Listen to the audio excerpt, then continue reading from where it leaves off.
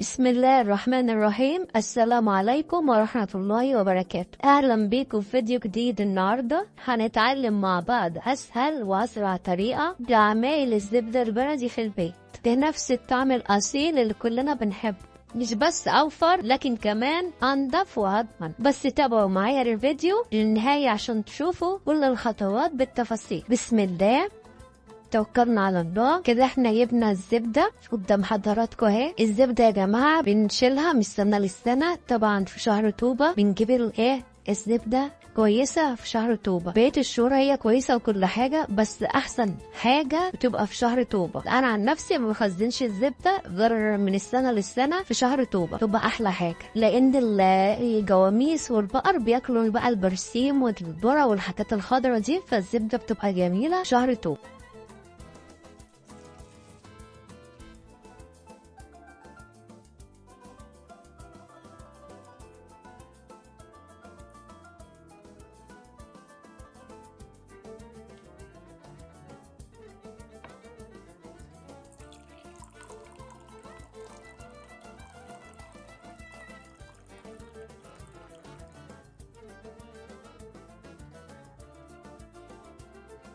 كده انا جبت الزبدة وخدت منها قطعة بعمل لها اختبار. حطيتها في المية.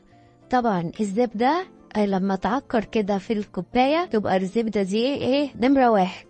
لو هي مش زبدة أصلية أصيلة يعني مغشوشة هتلاقيها مش هتعكر كده في المية. وانا بوريكم اهو عملي.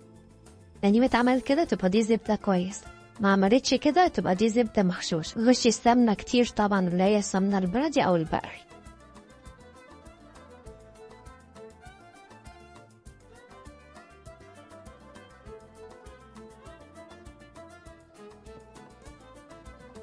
وبوريها لكم برضو وانا بقطعها اهو عشان تشوفوها. بصوا ايديا زيت، ابتديت تعمل زيت في الايد كده، تبقى دي زبده برضو مش مغشوشه كويس. واللهم صل على رسول الله عليه افضل الصلاه والسلام. صلوا على النبي يا جماعه.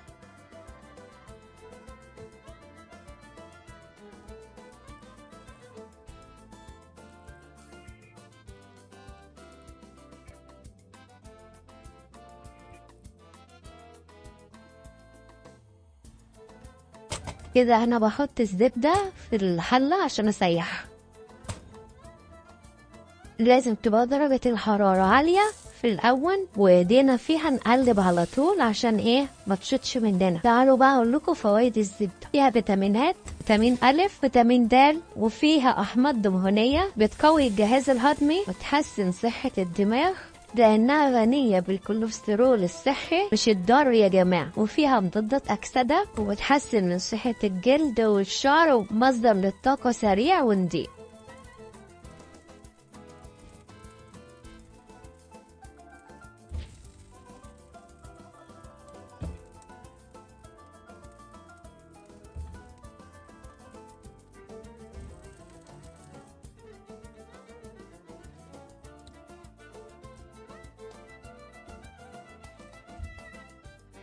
كده الزبدة بتاعتي اهي ابتدت تدوب اهي، ما شاء الله.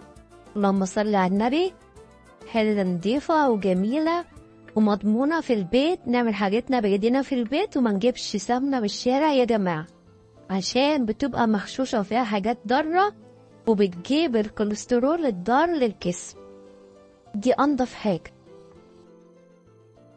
الزبدة اللي هي البقري بتبقى حلوة في الحلويات وكده، فأنا ما يستعملش غير الزبدة اللي هي الجاموسي، اللي هي البيضة اللي انتوا شايفينها دي. أنا ما استعملش غيرها، بحبها في كل حاجة. التقليب على طول، نبتدي نقلب تقليب مستمر على طول عشان ما تتحرقش مننا.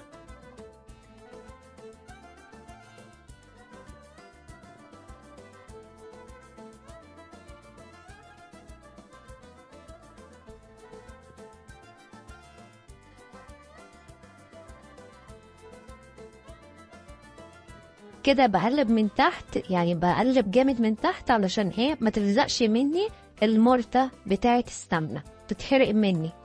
انا مش عايزاها تتحرق ولا تشيط، فعلى طول تقليب اهو. وعلى فكرة يا جماعة، الرغاوي اللي على الوش دي هي دي المرتة بتاعت السمنة، دي ما بنرميهاش. شايفين اللون جميل ازاي وحلو ازاي ما شاء الله، خضرة جميلة.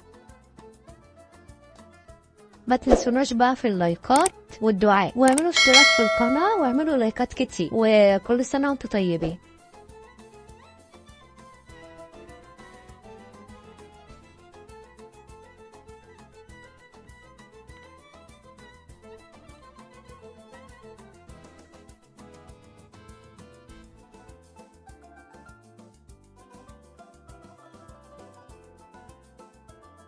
ابتدت بصوا تدي اللون الذهبي اهي ما شاء الله جميلة، والكمية قلت عشان البخار اللي بيطلع ده هو ده المية اللي بتبقى فيها.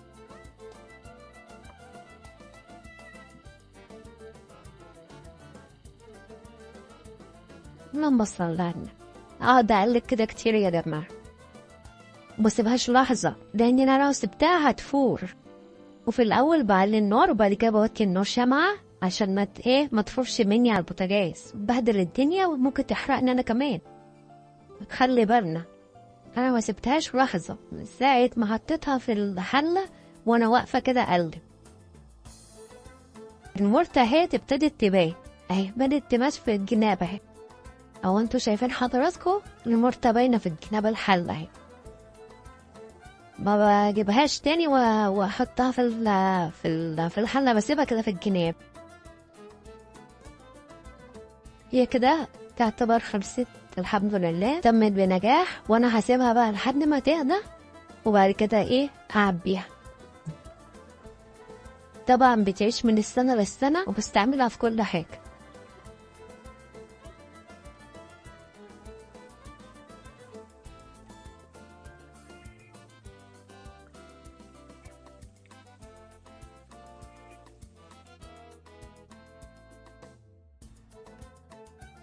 الزبدة بتاعتي برد، شايفين شكلها عامل ازاي ما شاء الله، جميلة حلوة ازاي.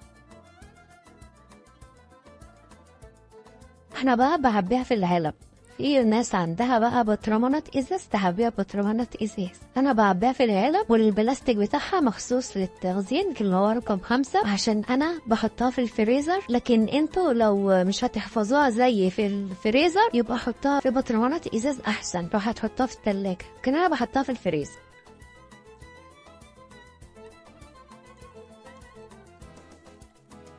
بصوا صافية ازاي واللون مدي بخضار جميل ازاي. دي احلى انواع الزبدة اللي شفتها في حياتي بصراحة، جميلة ما خدتش معايا وقت في التسوية. وكل سنة وانتم طيبين. صلوا على النبي يا جماعة.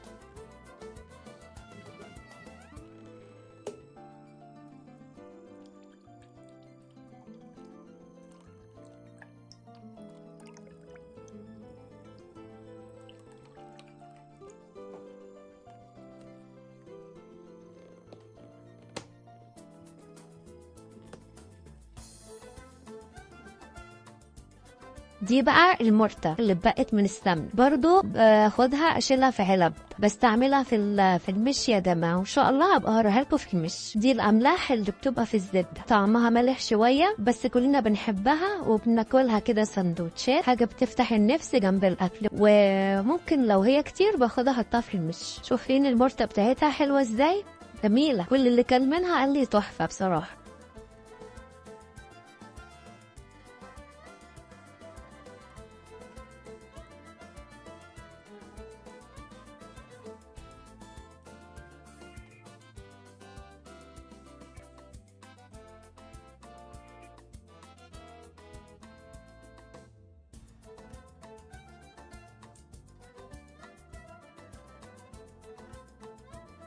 هنا بعد ما جمدت شايفين عامله ازاي، وبحب اسيب فيها يعني معلقتين زبده كده.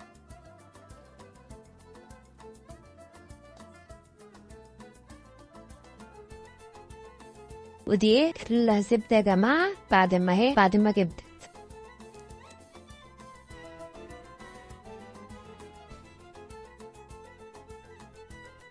وبكده تكون الزبدة البلدي جاهزة بمكونات طبيعية 100% وطعم ولا أروع. جربوها في البيت وشاركوا رأيكم في التعليقات. لو عجبكم الفيديو ما تنسوش تعملوا لايك واشتركوا في القناة وفعلوا الجرس عشان يوصل لكم كل جديد. شكرا لمتابعتكم، نشوفكم الفيديو الجاي. باي باي.